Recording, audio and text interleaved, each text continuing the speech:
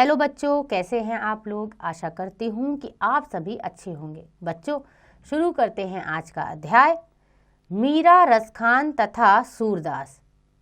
तो बच्चों, क्या आप मथुरा वृंदावन गए हैं? नहीं गए हैं तो एक बार ज़रूर जाइएगा। आज का पाठ परिचय है।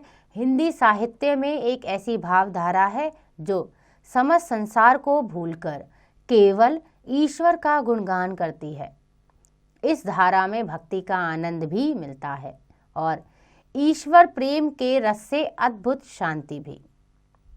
तो आइए बच्चों, पढ़ते हैं मीराबाई, रसखान और सूरदास के कुछ पद जिसमें ईश्वर का गुणगान है। पहला है मीराबाई।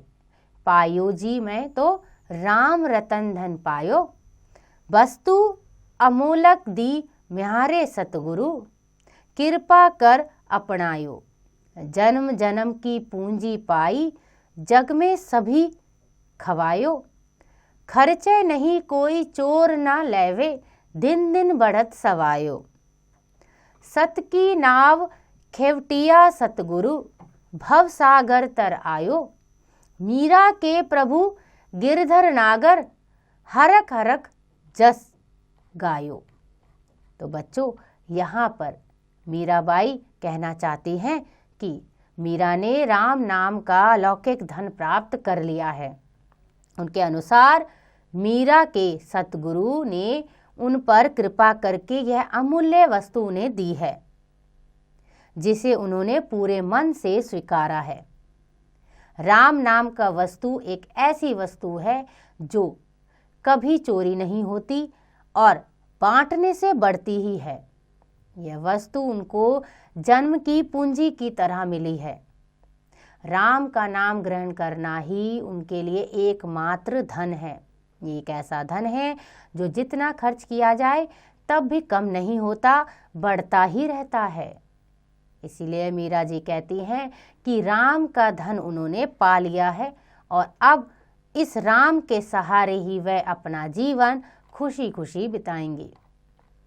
आइए पढ़ते हैं अगला पद रसखान का।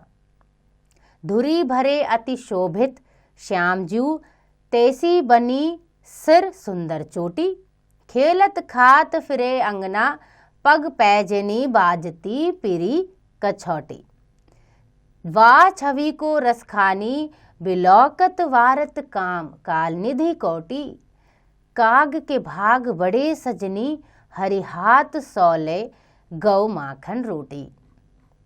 तो यहाँ पे बच्चों रसखान जी कहना चाहते हैं, कोई गोपी अपनी सखी से कृष्ण की सुंदरता का वर्णन करते हुए कहती है कि धूल से सने हुए शरीर वाले श्री कृष्ण कितने सुंदर दिख रहे हैं। ऐसी ही सुंदर उनके सिर की चोटी लग रही है। वे खेलते हुए माखन खाते हुए आंगन में कितने सुंदर दिखाई दे रहे हैं।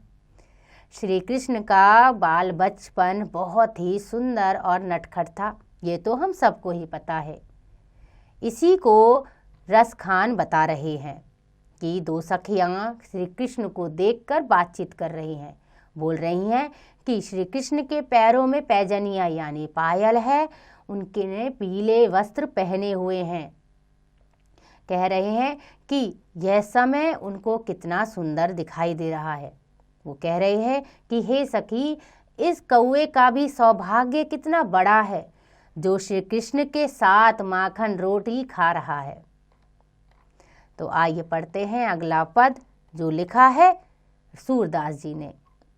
चरण कमल पदो हरि राई, जाकी कृपा पंगु लांघे, अंधे को सब कुछ दर्शाई, बिहरो सुने मूक बुनी, बोले रंग चले छत्र धराई, सूरदास स्वामी करुणा में, बार बार बंदो तेरी पाई।